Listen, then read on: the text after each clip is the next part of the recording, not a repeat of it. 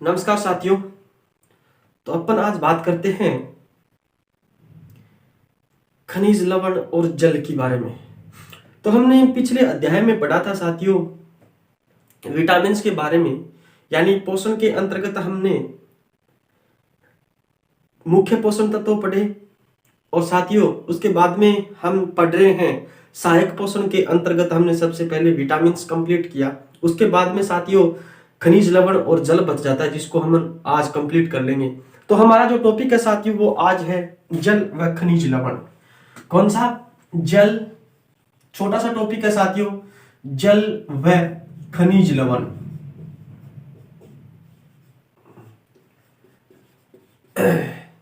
जिसको हम आज ही कंप्लीट कर देंगे साथियों। छोटा सा टॉपिक है, बस 15-20 मिनट का।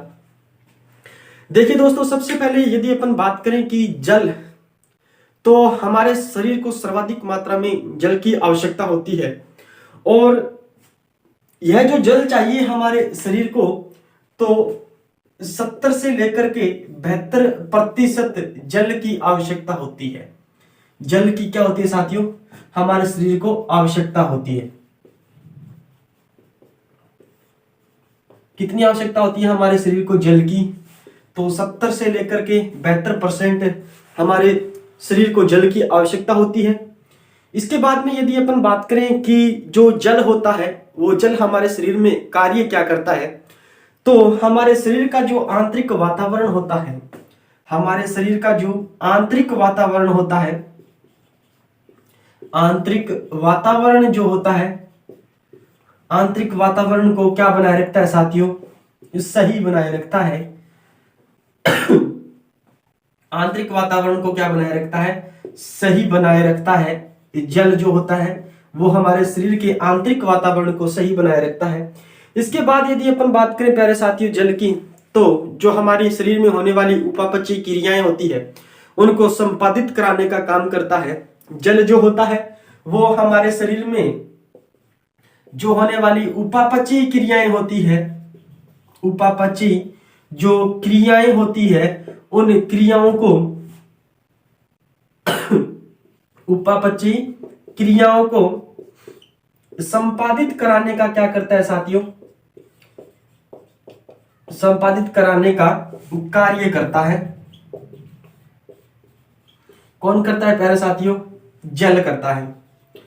सबसे पहले देखिए साथियों, हमारे शरीर के अंदर जो जल की आवश्यकता होती है हमारे शरीर को, वो 70 से 72% क्या होती है? हमारे शरीर के लिए जल आवश्यक होता है। और हमारे शरीर में आंतरिक वातावरण को सही बनाए रखने का जो कार्य करता है वो कौन करता है? जल करता है। और इसके साथ जो हमारे शरीर में होने वाली जो उपापचयी क्रियाएं होती है उन उपापचयी क्रियाओं को संपादित करवाने का जो काम करता है वो किसके द्वारा किया जाता है? इस जल के द्वारा किया जाता है। इसके बाद में यदि अपन बात करें साथियों, हमें प्रतिदिन हमें 8 से लेकर के 10 गिलास क्या पीना चाहिए? पानी पीना चाहिए। 8 से 10 गिलास पानी हमें डेली पीना चाहिए साथियों, हर रोज पीना चाहिए। 8 से 10 गिलास पानी प्रतिदिन पीना चाहिए। प्रतिदिन पीना चाहिए। इससे क्या होता है कि हमारे शरीर के अंदर प्रचुर मात्रा के अंदर साथियों किसकी पूर्ति होती रहती है? जल की पूर्ति होती रहती है। और इस जल के सहायता से साथियों हमारे शरीर के अंदर जो पाए जाने वाले जो फाइबर्स होते हैं, जो रेशे होते हैं साथियों, उनकी मात्रा भी प्रचुर मात्रा में क्या होती है? बनी रहती है। जिसके कारण साथियों हमारे शरीर की जो रोग प्रतिरोधक क्षमता होती है वो बढ़ती है। यानी यदि अपन प्रतिदिन इतना पानी पिएंगे, 8 से 10 गिलास यदि अपन प्रतिदिन पानी पीते हैं, तो हमारे शरीर के अंदर इसकी मात्रा साथियों जो बनी रहती है वो इसकी मात्रा जो होती है साथियों बनी रहती है हमारे शरीर के अंदर। और यदि अपन बात करें साथियों, इससे फर्क क्या पड़ता है कि हमारे शरीर के अंदर पाए जाने वाले जो रेशे होते हैं, जो फाइबर्स होते हैं साथियों, उन रेशों की प्रचुर मात्रा हमारे शरीर के अंदर बनी रहती है साथियों। जिसके कारण हमारा शरीर क्या होता है? रोग प्रतिरोधक जो क्षमता होती है हमारे शरीर की, रोग प्रतिरोधक जो क्षमता होती है हमारे शरीर की, वो साथियों क्या होती है, बढ़ती रहती है। किसके कारण साथियों, अगर अपन पानी प्रचुर मात्रा में पिए, जिसके कारण हमारे शरीर के अंदर पाए जाने वाले जो रेशे होते हैं, जो फाइबर्स जो होते हैं साथियों, उनकी प्रचुर मात्रा हमारे शरीर के अंदर बनी रहती है, जिसके कारण हमारे शरीर की रोग प्रतिरोधक क्षमता क्या होती है साथियों, बढ़ती है। तो ये जो कुछ फैक्ट थे जल के बारे में, हमारे शरीर में क्या कार्य करता है, इसके बाद में साथियों अपन पढ़ते हैं खनिज लवण को अपन पढ़ते हैं। तो अगला जो हमारा टॉपिक है खनिज लवण।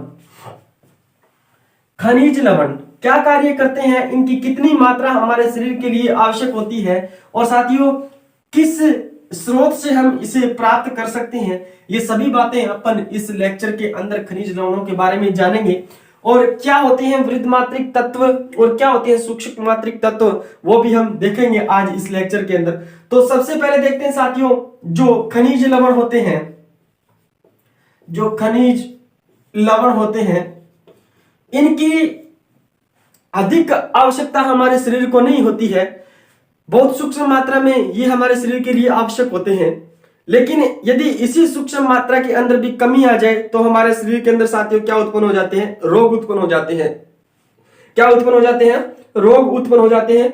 कुछ विशेष प्रकार के खनिज लवण मैं आपके सामने यहां पर प्रस्तुत कर रहा हूं। तो देखिए साथियों, सबसे पहले अपन पढ़ेंगे किसको, सोडियम को पढ़ेंगे। किसको पढ़ेंगे, सोडियम को पढ़ेंगे। और सोडियम क्या होता है, कहां से हमें प्राप्त होता है, तो साथियों इसे अपन नमक से प्राप्त कर सकते हैं। किससे प्राप्त कर सकते हैं, नमक से प्राप्त कर सकते हैं। इसे अपन मछली से प्राप्त कर सकते हैं। किससे प्राप्त कर सकते हैं, मछली से प्राप्त कर सकते हैं साथियों। और मांस से प्राप्त कर सकते हैं। किससे प्राप्त कर सकते हैं, मांस से प्राप्त कर सकते हैं। अंडों से हम इसे प्राप्त कर सकते हैं, और हम इसे दूध से भी क्या कर सकते हैं साथियों, प्राप्त कर सकते हैं। किससे प्राप्त कर सकते हैं, दूध से भी साथियों हम इसे प्राप्त कर सकते हैं। इसके बाद में यदि अपन बात करें कि ये सोडियम है, ये हमारे शरीर के अंदर कार्य क्या करता है, तो सबसे पहला कार्य तो यही है साथियों कि जो हमारे शरीर की मांसपेशियां जो होती है, उन मांसपेशियों के संकुचन में सहायक है। यानी ये जो सोडियम होता है, ये हमारे शरीर की मांसपेशियों के संकुचन में सहायक है। किसके संकुचन में सहायक है, मांसपेशियों के संकुचन में सहायक है। दूसरी बात देखिए साथियों, हम पढ़ेंगे तंत्रिका तंत्र। और तंत्रिका तंत्र के अंदर साथियों सोडियम क्या काम करता है कि जो आवेग संचरण होते हैं, उन आवेग संचरणों के अंदर भी साथियों सोडियम की प्रमुख भूमिका रहती है। किसके अंदर साथियों, जो आवेग संचरण होते हैं, या अपन ये कह सकते हैं तंत्रिकीय आवेग संचरण के अंदर, आवेग संचरण में भी ये क्या होते हैं साथियों, सहायक होते हैं। कौन साथियों, सोडियम। तो सोडियम जो होते हैं, इसका प्रमुख कार्य क्या होता है, सोडियम का मांसपेशियों के संकुचन में सहायक है, तंत्रिकीय आवेग संचरण के अंदर सहायक है। इसके बाद देखें तो साथियों, जो शरीर का विद्युत अपघटन होता है, शरीर के विद्युत अपघटन में, शरीर के विद्युत अपघटन में व संतुलन में भी सोडियम क्या करता है साथियों, सहायता करता है। संतुलन में भी क्या है, सहायक है। तो पहला जो हमारा खनिज लवण है, जो पहला जो हमारा लवण है साथियों, वो है सोडियम। कौन सा है साथियों, सोडियम। और ये सोडियम कहां से हमें प्राप्त होता है, नमक से प्राप्त होता है, मछली से प्राप्त होता है, मांस से प्राप्त होता है, अंडों से और दूध से प्राप्त होता है। साथियों ये सोडियम काम क्या करता है हमारे शरीर के अंदर कि जो मांसपेशियां होती है, मांसपेशियों के संकुचन में सहायक है, तंत्रिकीय आवेग संचरण के अंदर सहायक है, और शरीर के विद्युत अपघटन व संतुलन बनाए रखने में भी क्या सहायता करता है साथियों, सोडियम सहायता करता है। इसके बाद में अगला जो हमारा लवण है वो है साथियों पोटेशियम। कौन सा है, पोटेशियम है। देखते हैं पोटेशियम किस किस से हमें प्राप्त होता है, और पोटेशियम के कार्य हमारे शरीर के अंदर कौन कौन से कार्य हैं। तो सबसे पहले देखिए साथियों, सोडियम के बाद में आता है पोटेशियम। कौन सा आता है, पोटेशियम। मित्रों पोटेशियम को कहां से प्राप्त किया जाता है, तो सभी प्रकार के खाद्य पदार्थ जो होते हैं, सभी प्रकार के खाद्य पदार्थों से हमें क्या प्राप्त होता है? पोटेशियम प्राप्त होता है। सभी प्रकार के खाद्य पदार्थों से क्या प्राप्त होता है? पोटेशियम प्राप्त होता है। और साथ ही इसका भी क्या कार्य है हमारे शरीर के अंदर? तो सोडियम की तरह ही हमारे शरीर के अंदर क्या कार्य करता है साथियों? मांसपेशियों के संकुचन में सहायता करता है। मांसपेशियों के संकुचन में सहायता करता है। दूसरी बात मित्रों, जो पोटेशियम होता है ये तंत्रिकीय आवेग संचरण के अंदर भी क्या करता है? सहायक होता है। तंत्रिकीय आवेग संचरण में भी ये क्या करता है? सहायता करता है। और साथियों शरीर के विद्युत अपघटन में भी, शरीर के विद्युत अपघटन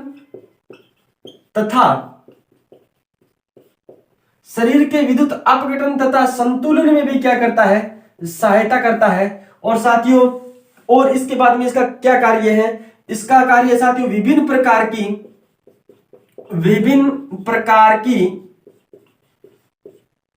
प्रकार की जो कोशिकीय क्रियाएं होती है, उन कोशिकीय क्रियाओं का क्या करता है? ये संचालन करता है। विभिन्न प्रकार की कोशिकीय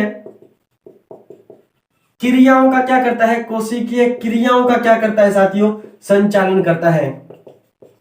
विभिन्न प्रकार की कोशिकीय क्रियाओं का क्या करता है साथियों? संचालन करने में भी सहायक है। कौन? पोटेशियम। तो पोटेशियम का क्या कार्य है? मांसपेशियों के संकुचन में सहायक है, तंत्रिकीय आवेग संचरण में सहायक है, शरीर के विद्युत अपघटन तथा संतुलन बनाने में सहायक है, और विभिन्न प्रकार की जो कोशिकीय क्रियाएं जो होती है साथियों, उनका संचालन करने में भी कौन सहायक है साथियों? पोटेशियम सहायक है। तो पोटेशियम हमें प्राप्त कहां से होता है?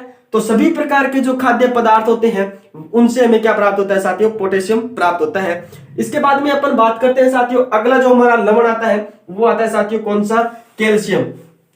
अगला जो लवण आता है वो आता है कैल्शियम। कैल्शियम का हमारे शरीर के अंदर क्या कार्य है, हमें कहां से प्राप्त होता है, और देखते हैं कैल्शियम।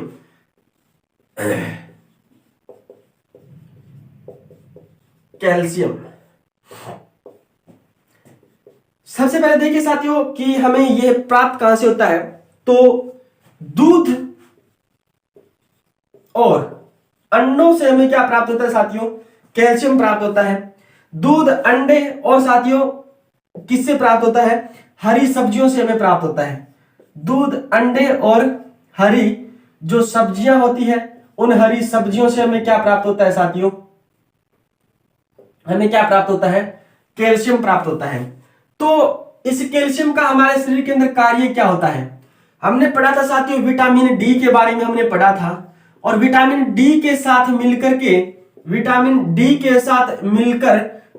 ये जो कैल्शियम होता है, विटामिन डी के साथ मिलकर कैल्शियम क्या कार्य करता है? मिलकर हड्डियों तथा दांतों को मजबूती प्रदान करता है। दांतों को मजबूती प्रदान करता है। मजबूती प्रदान करता है। किसकी बात कर रहे हैं अपन? कैल्शियम की बात कर रहे हैं। कैल्शियम जो हमें प्राप्त होता है वो कहां से प्राप्त होता है मित्रों? कैल्शियम जो होता है वो दूध, अंडे और हरी सब्जियों से हमें प्राप्त होता है। और यदि अपन बात करें इस कैल्शियम की, तो विटामिन डी के साथ मिलकर जो हमारी हड्डियां होती है और जो हमारे दांत होते हैं, उन हड्डियों व दांतों को क्या प्रदान करता है साथियों? मजबूती प्रदान करता है। तो ये था हमारा कैल्शियम। इसके बाद में आता है साथियों, कैल्शियम के बाद में आता है साथियों फास्फोरस। अगला जो लवण है उसके बारे में अपन पढ़ते हैं, फास्फोरस के बारे में पढ़ते हैं। फास्फोरस हमें कहां से प्राप्त होता है और इसके कार्य, हमारे शरीर में क्या कार्य होते हैं उसके बारे में देखते हैं। तो फास्फोरस के बारे में अपन पढ़ते हैं। फास्फोरस हमें सबसे पहले देखें कि कहां से हमें प्राप्त होता है। तो यह दूध है और हरी सब्जियों, दूध, हरी सब्जियों तथा बाजरा, दूध, हरी सब्जियां,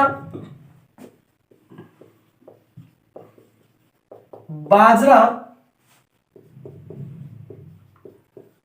रागी, बाजरा रागी तथा सूखे मेवे यकृत और साथियों किससे प्राप्त होता है, और हमें यह प्राप्त होता है वृक्क से। देखिए मित्रों, जो अगला हमारा खनिज लवण है वो है साथियों फास्फोरस। यानी फास्फोरस जो होता है हमें किससे प्राप्त होता है, दूध, हरी सब्जियां, बाजरा, रागी और सूखे मेवे यकृत और वृक्क से हमें क्या प्राप्त होता है साथियों, फास्फोरस प्राप्त होता है। ये फास्फोरस क्या काम करता है, फास्फोरस जो साथियों होता है वो कैल्शियम के साथ मिलकर के, यह कैल्शियम के साथ मिलकर, किसके साथ मिलकर, कैल्शियम के साथ मिलकर साथियों जो हड्डियां होती है हमारी, हड्डियों और दांतों को मजबूती प्रदान करता है, दांतों को मजबूती प्रदान करता है, मजबूती प्रदान करता है। कौन प्रदान करता है मजबूती हमें, तो साथियों कैल्शियम के साथ मिलकर के फास्फोरस जो होते हैं वो साथियों हड्डियों और दांतों को क्या प्रदान करता है, मजबूती प्रदान करता है।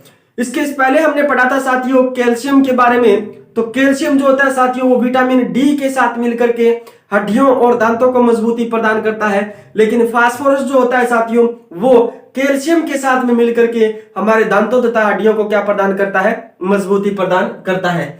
इसके बाद में आता है साथियों लोहा तत्व आता है, यानी Fe आयरन। लोहा तत्व जो होता है जिसका प्रतीक होता है साथियों Fe, जिसे अपन आयरन के नाम से जानते हैं।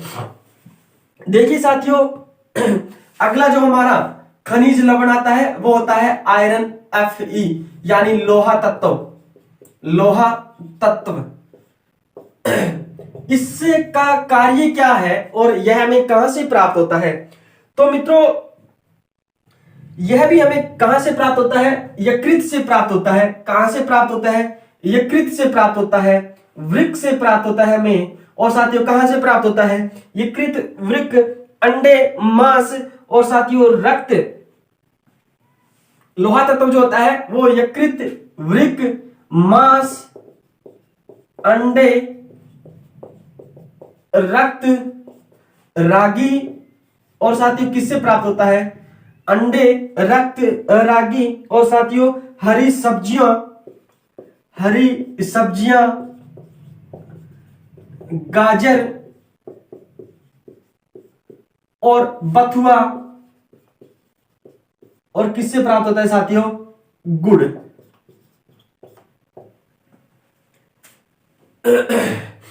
तो मित्रों यकृत, वृक्क, मांस, अंडे, रक्त, रागी, हरी सब्जियां, गाजर और बथुआ और गुड़ से हमें क्या प्राप्त होता है साथियों, आयरन यानी लोहा तत्व प्राप्त होता है। यदि अपन बात करें इस लोहा तत्व की, तो Fe की बात करें तो यह हमारे शरीर के अंदर साथियों काम क्या करता है कि जो हीमोग्लोबिन होता है रक्त के अंदर, हीमोग्लोबिन के निर्माण में सहायक है। तो हीमोग्लोबिन का जो निर्माण होता है, हीमोग्लोबिन के निर्माण में सहायक है, और साथियों यदि अपन बात करें जो उत्तक होते हैं हमारे, उत्तक ऑक्सीकरण में भी ये क्या काम करता है, सहायता प्रदान करता है। हीमोग्लोबिन के निर्माण में सहायक है, और साथियों उत्तक ऑक्सीकरण में भी क्या है साथियों, सहायक है। उत्तक ऑक्सीकरण में भी सहायक है। प्राप्त कहां से होता है, यकृत से प्राप्त होता है, और मित्रों कहां से प्राप्त होता है, वृक्क से प्राप्त होता है, और साथियों कहां से प्राप्त होता है, मांस, अंडे, रक्त, रागी और साथियों हरी सब्जियां, गाजर और बथुओं से भी हमें क्या प्राप्त होता है, गुड़ से भी हमें क्या प्राप्त होता है साथियों, लोहा तत्व Fe प्राप्त होता है। हीमोग्लोबिन के निर्माण करता है, हीमोग्लोबिन रक्त के अंदर हमारे हीमोग्लोबिन का क्या करता है, निर्माण करता है, और उत्तक ऑक्सीकरण भी करता है, यानी उत्तक ऑक्सीकरण में भी क्या होता है, सहायता प्रदान करता है। कौन साथियों, लोहा तत्व। इसके बाद में आता है साथियों आयोडीन। आयोडीन जो होता है वो क्या काम करता है और कहां से हमें प्राप्त होता है, इसके बारे में भी थोड़ी बहुत जानकारी ले लेते हैं। तो जो आयोडीन होता है वो काम क्या करता है, देखिए आयोडीन जिसको अपन आई से लिखते हैं, इसका नाम होता है आयोडीन। और ये आयोडीन जो होता है ये हमें कहां से प्राप्त होता है, आयोडीन जो होता है साथियों वो नमक से प्राप्त होता है, समुद्री भोजन से प्राप्त होता है। और साथियों इसके साथ साथ यदि अपन बात करें तो हरे पत्तों वाली जो सब्जियां होती हैं और जलीय मछली जो होती है, और इसके बाद में साथियों कहां से प्राप्त होता है, हमें जामुन, और कहां से प्राप्त होता है, काला नमक जो होता है उससे प्राप्त होता है। मित्रों अपन बात करते हैं आयोडीन की। तो आयोडीन हमें कहां से प्राप्त होता है, सबसे पहले यदि अपन बात करें तो नमक की, तो नमक से हमें क्या प्राप्त होता है साथियों, आयोडीन प्राप्त होता है। इसके बाद में साथियों समुद्री जो भोजन होता है, समुद्री भोजन जो होता है उस समुद्री भोजन से हमें क्या प्राप्त होता है साथियों, आयोडीन प्राप्त होता है। काला नमक जो होता है, काला नमक और साथियों जामुन जो होते हैं उनसे भी हमें क्या प्राप्त होते हैं, आयोडीन प्राप्त होती है। और साथियों इसके बाद में हरे पत्तों वाली जो सब्जियां होती है, हरे पत्तों वाली सब्जियां, उससे भी हमें क्या प्राप्त होता है साथियों, आयोडीन आयोडीन प्राप्त होता है। और जलीय जो मछली होती है, जलीय मछली जो होती है साथियों, उस मछली से भी क्या प्राप्त होता है, आयोडीन प्राप्त होता है। ये हमारे शरीर के अंदर क्या काम करता है कि जो थायरोक्सिन हार्मोन के निर्माण में क्या करता है साथियों, सहायता प्रदान करता है। ये हमारे शरीर के अंदर जो थायरोक्सिन हार्मोन होता है, थायरोक्सिन हार्मोन के निर्माण में सहायक है, थायरोक्सिन हार्मोन के निर्माण में सहायक है, निर्माण में सहायक है। तो मित्रों ये थे कुछ खनिज लवण जिसके बारे में मैंने आपको बताया। इसके बाद में अपन बात करें साथियों, एक होता है वृद्ध मात्रिक तत्व और एक होता है साथियों सूक्ष्म मात्रिक तत्व। तो क्या होते हैं वृद्ध मात्रिक तत्व और क्या होते हैं सूक्ष्म मात्रिक तत्व। तो मित्रों यदि अपन बात करें वृद्ध मात्रिक तत्वों की, तो जो मैंने अभी आपको खनिज लवण बताए हैं उनमें से साथियों कुछ प्रमुख रूप से हमारे शरीर के लिए अत्यंत आवश्यक जो खनिज लवण होते हैं, जिन्हें अपन क्या कहते हैं साथियों, वृद्ध मात्रिक क्या कहते हैं, पोषक तत्व कहते हैं। या और उसके बाद में साथियों एक होता है सूक्ष्म मात्रिक पोषक तत्व, जो हमारे शरीर के लिए अत्यंत कम आवश्यकता होती है उनकी, जिसे अपन कहते हैं साथियों क्या कहते हैं, सूक्ष्म मात्रिक तत्व कहते हैं। तो वृद्ध मात्रिक तत्वों को मैं आपको एक ट्रिक के द्वारा बताता हूं कि उसको याद करने की एक ट्रिक है। तो मैं आपको बताता हूं वृद्ध मात्रिक तत्व। सबसे पहले वृद्ध मात्रिक तत्व, वृद्ध मात्रिक तत्व क्या होते हैं, देखिए इन्हें याद करने की एक ट्रिक है कि ना मांग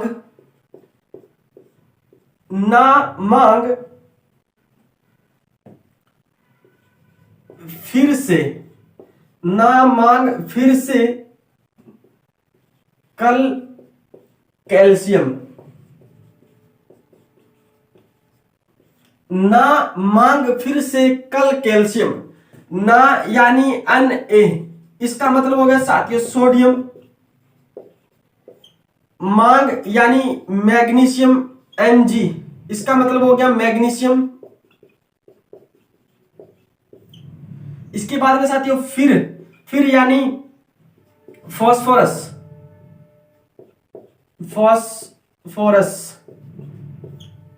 से यानी S, सल्फर। और कल का मतलब हो गया साथियों क्लोरीन, क्या हो गया, क्लोरीन। और Ca यानी साथियों कैल्शियम। यानी ना मांग फिर से कल कैल्शियम, ये क्या है साथियों, वृद्ध मात्रिक पोषक तत्व होते हैं, वृद्ध मात्रिक तत्व होते हैं। ना मांग फिर से कल कैल्शियम, ना का मतलब हो गया साथियों सोडियम, और मांग का मतलब हो गया साथियों मैग्नीशियम, फिर का मतलब हो गया साथियों फास्फोरस, से का मतलब हो गया सल्फर, और कल का मतलब हो गया साथियों क्लोरीन, और कैल्शियम का मतलब हो गया Ca का मतलब हो गया साथियों कैल्शियम। तो ये तो था साथियों वृद्ध मात्रिक पोषक तत्व। इसके बाद में अपन बात करते हैं साथियों किसकी, सूक्ष्म मात्रिक पोषक तत्वों की बात करते हैं। सूक्ष्म मात्रिक पोषक तत्वों की बात करते हैं तो इसकी जो याद करने की एक ट्रिक है वो भी मैं आपको बता देता हूं। सूक्ष्म मात्रिक पोषक तत्वों की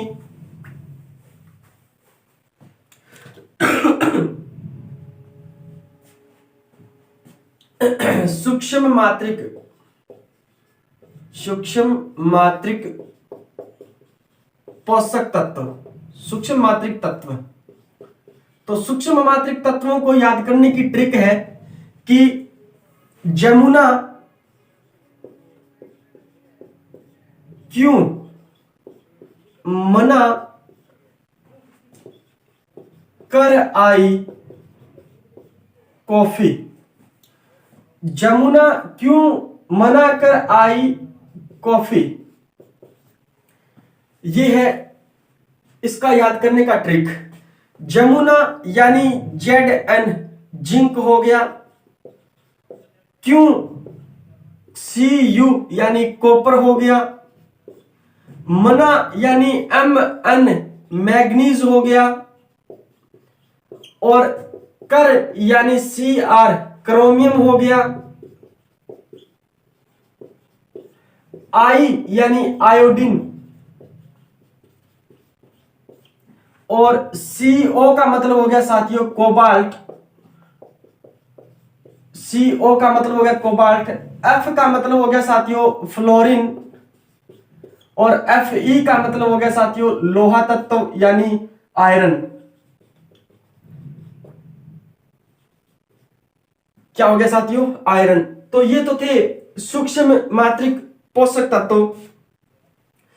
जमुना क्यों मना कर आई कॉफी, यानी जमुना से Zn बन गया साथियों, और जिंक हो गया इसका अर्थ, Q का अर्थ हो गया साथियों Cu यानी कॉपर हो गया। इसके बाद में है मना, Mn यानी मैग्नीज हो गया, कर का मतलब हो गया साथियों Cr यानी क्रोमियम हो गया, आई का मतलब हो गया साथियों आयोडीन, और CO का मतलब हो गया कोबाल्ट, F का मतलब हो गया साथियों फ्लोरीन, और Fe का मतलब हो गया साथियों लोहा तत्व यानी आयरन।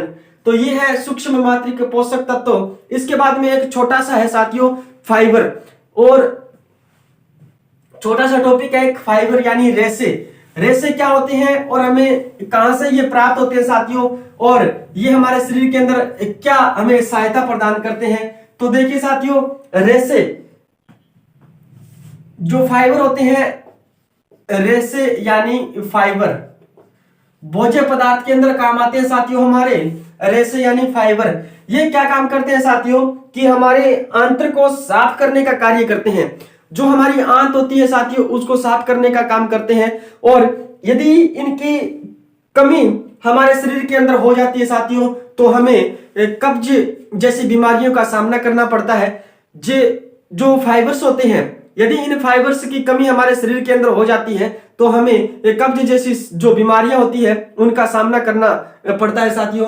तो जो रेशेदार भोजन होता है साथियों वो क्या काम करता है, रेशेदार जो भोजन होता है वो हमारी आंत्र को क्या करने का काम करता है, आंत्र को साफ करने का काम करता है, आंत्र को साफ करने का कार्य करता है। और साथियों इसकी कमी से, रेशेदार भोजन की कमी से कब्ज रोग हो जाता है साथियों, कब्ज रोग उत्पन्न हो जाता है। क्या हो जाता है साथियों? कब्ज रोग उत्पन्न हो जाता है। या अपन ये कह सकते हैं कि रेशेदार जो भोजन होता है यदि इसकी प्रचुर मात्रा हमारे शरीर के अंदर हमें मिलती रहे तो साथियों ये कब्ज जैसे रोग को दूर करने का काम करता है। क्या काम करता है? कब्ज जैसे रोग को दूर करने का काम करता है। ये हमें प्राप्त कहां से होता है साथियों, यानी इसको हम किस स्रोत से प्राप्त कर सकते हैं? तो जो भी साथियों दालें होती है, मसूर दाल होती है, उससे अपन क्या प्राप्त कर सकते हैं साथियों? रेशेदार भोजन प्राप्त कर सकते हैं, फाइबर्स प्राप्त कर सकते हैं। और जो सेम की फलियां होती है, सेम के जो बीज होते हैं साथियों, उससे भी अपन क्या प्राप्त कर सकते हैं साथियों? रेशेदार भोजन प्राप्त कर सकते हैं। इसके बाद में जो दलिया होता है, दलिये से भी अपन क्या प्राप्त कर सकते हैं साथियों? रेशेदार भोजन प्राप्त कर सकते हैं, फाइबर्स भोजन प्राप्त कर सकते हैं। मटर जो होती है और ओट्स जो होती है, मटर और ओट्स यानी जो साबुत अनाज होते हैं, मटर और ओट्स यानी साबुत अनाज जो होते हैं उनको साथियों हम क्या प्राप्त कर सकते हैं? उनसे रेशेदार भोजन प्राप्त कर सकते हैं। तो मित्रों ये था हमारा पोषण, जिसके अंतर्गत हमने साथियों मुख्य पोषण और सहायक पोषण दोनों प्रकार के पोषण के बारे में हमने पढ़ा। तो उम्मीद करता हूं कि सारे लेक्चर्स आपको समझ में आए हैं साथियों। यहां तक हमारा जो पोषण हो जाता है वो कंप्लीट हो जाता है साथियों, और उम्मीद करता हूं कि इस पोषण से जितना भी मैंने पढ़ाया इससे बाहर एक भी क्वेश्चन पुट आउट नहीं होगा। तो एक बार जरूर सारे वीडियो को शेयर करें साथियों, ज्यादा से ज्यादा लाइक करें और चैनल को सब्सक्राइब करें और ज्यादा से ज्यादा स्टूडेंट्स के बीच में पहुंचाने का कार्य करें साथियों। तो मिलते हैं नेक्स्ट वीडियो के अंदर नए टॉपिक के साथ में, तब तक के लिए साथियों जय हिंद जय भारत।